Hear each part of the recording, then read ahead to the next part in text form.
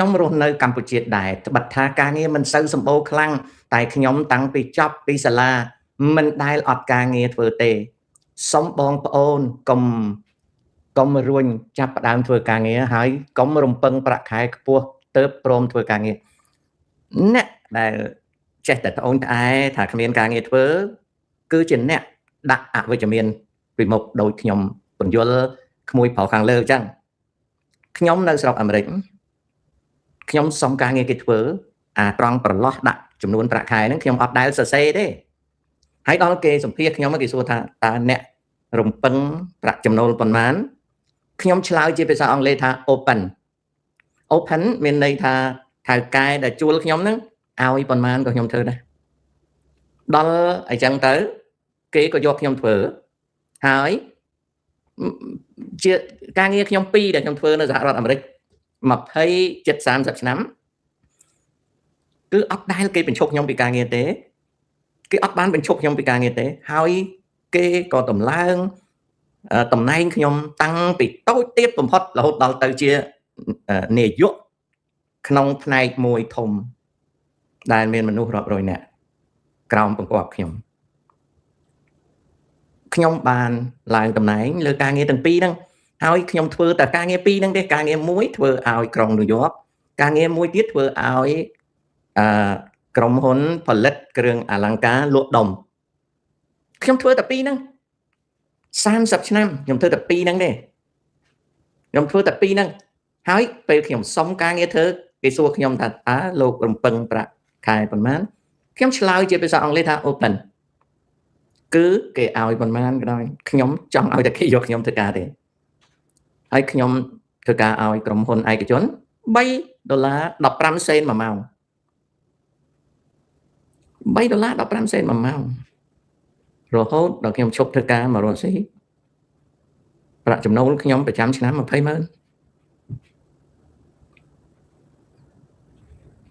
ខ្ញុំធ្វើតាំងពី$3 15សេនមួយម៉ោងណាអញ្ចឹងខ្ញុំគ្រាន់តែចង់ជម្រាប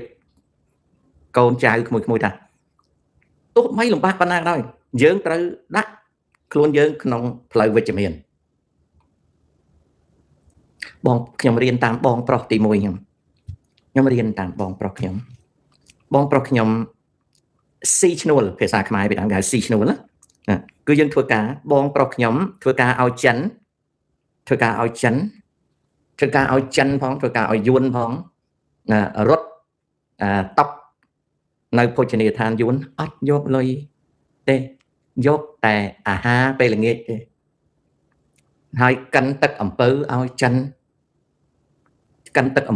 ពីម៉ោង5ដល់ម៉ោង11យប់មួយអាទិត្យ7ថ្ងៃអត់មានយកលុយមួយរៀលទេសុំតែសម្យាផ្ទះខាងក្រោយរបស់ចិនហ្នឹងដាក់ប៉ៅអ៊ីដោតបកគោលចងមុងដេកពេលភ្លៀងបងប្រុសខ្ញុំអង្គុយត្របោមក្បាលជង្គង់ទទួលសម្ពុតភ្លៀងដេកផ្អែកនឹងជញ្ជាំងផ្ទះដឿងហែមសុំចិនហ្នឹងតែមួយទឹកហើយនឹងបង្គន់ចូលទេហ្នឹងបងប្រុសខ្ញុំហើយខ្ញុំហ្នឹងគាត់អត់មានបដៅទេខ្ញុំខូចជាងគេខ្ញុំកូនពៅខ្ញុំខូចណាខ្ញុំខូចមែនតើខ្ញុំខូចណាខ្ញុំខូចណាពួកខ្ញុំជាកូនពៅនេះបងប្រុសខ្ញុំគាត់ជាបញ្ជាការមួយនៅក្នុងសាធារណរដ្ឋខ្មែរនេះរូបខ្ញុំថែមពណ៌ទៅនេះបងប្រុសខ្ញុំបងប្រុសទី1ហ្នឹងបងប្រុសទី1ខ្ញុំកាន់សភៅអញ្ចឹងហៅទឹកដៃម្យ៉ាងទៅរៀនណា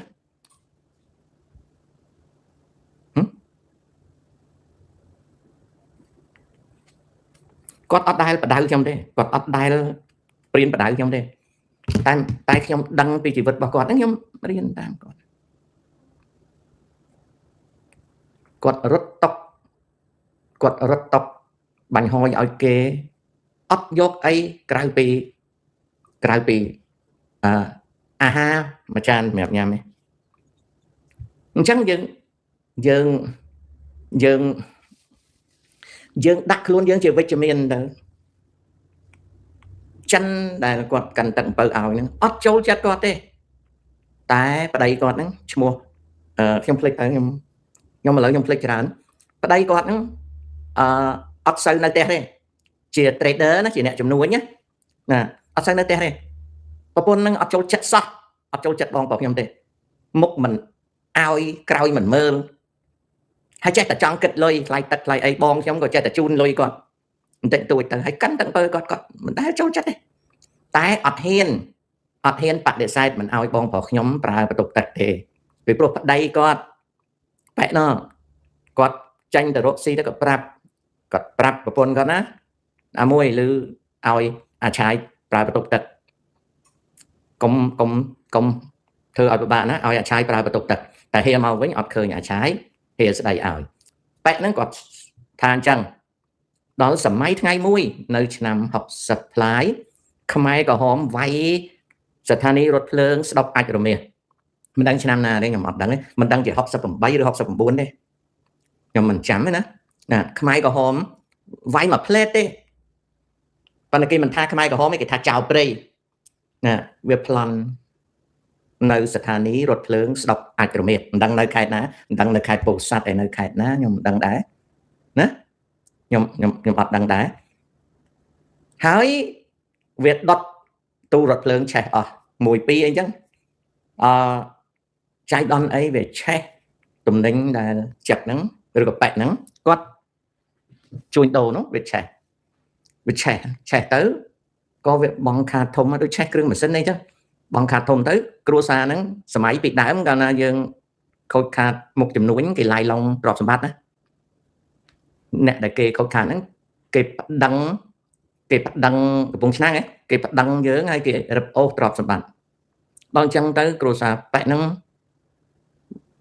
ភ័យខ្លាចខ្លួនធ្លាក់ខ្លួនក្រនោះប្រពន្ធហ្នឹងក៏យំ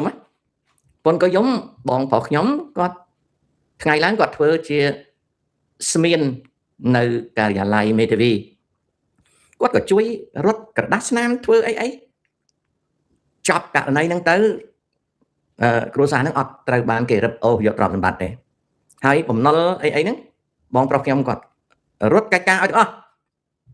ចុងក្រោយបែកហៅមកហ្នឹងគាត់ថាឆាយហែងធ្វើកូនអញហ្នឹងកាត់ឈ្មោះជាកូនចិនអញមានផ្ទះទៀមសល់ហើយយកមួយណាយកទៅយកមកល្វែងទៅកូនយកមកល្វែងទៅហើយចង់ចាប់ផ្ដើមរកស៊ីធ្វើការអីក៏រកទៅក៏បងប្រុសខ្ញុំប្រាប់ទៅគាត់វិញថាបែអើយខ្ញុំបើកហាងបាញ់ហោយូរហើយតែបើប៉ែកឲ្យផ្ទះខ្ញុំមិនយកទេខ្ញុំបង់ថ្លៃឈ្នួលជូនប៉ែកតែខ្ញុំសុំរើហាងបាញ់ហោយខ្ញុំមកបានប៉ែកនឹងគាត់ភ្ញាក់គាត់ថាចុះហែងបើកហាងបាញ់ហោយនៅណាមិនក៏មិនប្រាប់អញគាត់ក៏ឲ្យរើមកកន្លែងមកដុំកូឡាបសហ្នឹងណាអាកូឡាបសសប្ងៃបាត់បងហ្នឹងពោះអាគេហ្នឹងវាជាផ្ទះល្វែងរបស់គាត់ហើយគាត់អត់ឲ្យប្រពន្ធគាត់ហ្នឹងយកឈ្នួលយកអីទេគាត់ឲ្យកាត់ឈ្មោះក៏បងខ្ញុំមិនកាត់ឈ្មោះយកដែរតែអ៊ីនោះដល់គាត់រួចខ្លួនហើយហ្នឹងអ៊ីហ្នឹងគាត់ចង់ឲ្យបងប្រុសខ្ញុំហ្នឹងការកូនស្រីគាត់ហេបួយចេះបួយតែចេះបួយនេះមិនទាន់កំមុំផង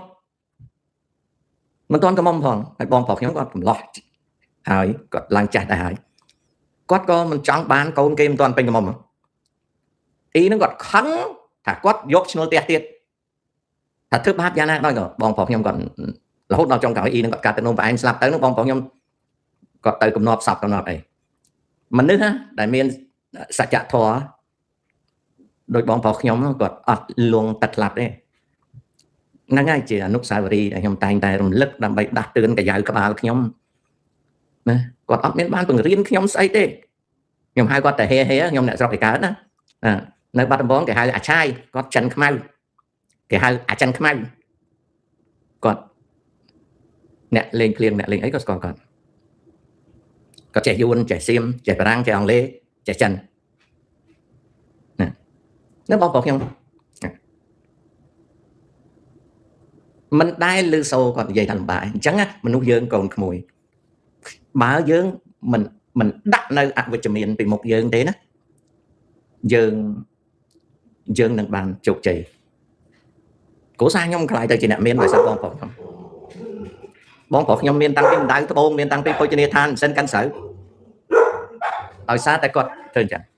ប៉ុន្តែគ្រួសារពុកមេខ្ញុំស្អប់ពួកខ្ញុំណា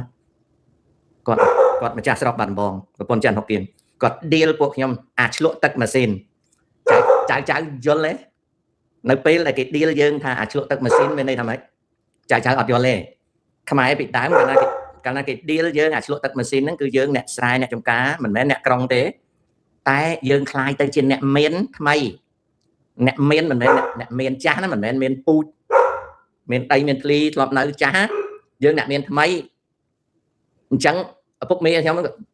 គាត់អ្នកស្រុកបាត់ដំបងសៀមរាបហ្នឹងគាត់ប្រពន្ធចិនហុកគៀន